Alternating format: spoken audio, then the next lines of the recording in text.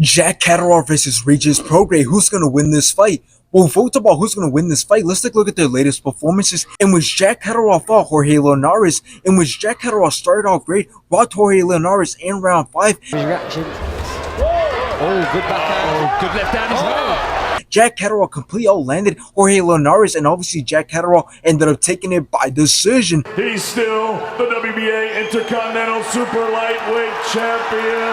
Now after this, Jack Catterall went on to fight Josh Taylor for a second time, in which it was a very close fight. Both went back and forth, both finding some great shots until Jack Catterall rocked Josh Taylor in round 11. Body as well, and that creates a from Catterall. Oh my gosh! And Jack Catterall ended up taking it by decision.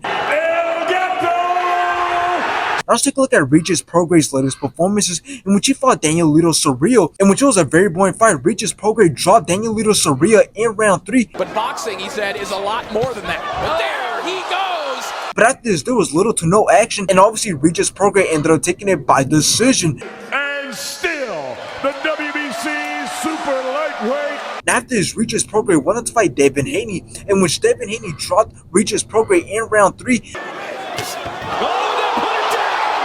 Devin Haney then rocked him in round 6.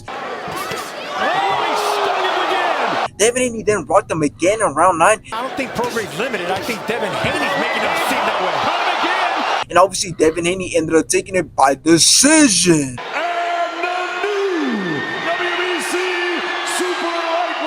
Now this fight is going to be a very good and exciting fight, as both men are big names in the 140-pound division and both men have fought big names. But I truly believe that there's going to be a clear winner in this fight, and it's not even going to be a close fight. But before I talk about that, let's take a look at both men. Well, both men have 29 wins, except Regis Prograis has a lot more knockouts, having 24 knockouts. Meanwhile, Jack Catterall only has 13 knockouts, but Regis Prograis does have 2 losses. Meanwhile, Jack Catterall only has 1 loss. And if you look at how active both men have been, well, Regis Prograis hasn't had a fight this year, meanwhile Jack Catterall has. But now let's talk about what's important in this fight and why I say that there's a clear winner and why I say that this fight is not going to be a close fight. Well, that's because if you take a look at both men's power, yes, Regis Prograis has a lot more knockouts, but against guys who were nothing special and who had nothing special to offer, and his chin has been exposed multiple times as he has hit the canvas and has been on wobbly legs. And if you look at Jack Catterall's power, although he doesn't have a lot of knockouts and although he hasn't finished anyone in his last 4 fights, he does end up dropping and hurting some of those opponents in those fights, because let's remember, he dropped Josh Taylor in their first fight. So although Jack Catterall can't seem to finish his opponents, his style and power is there to give anybody problems, and which is why I believe that he's going to give Regis Prograis a really hard fight, and which is why I got Jack Catterall winning this fight, and I won't be surprised if he's able to drop and finish Regis Prograis.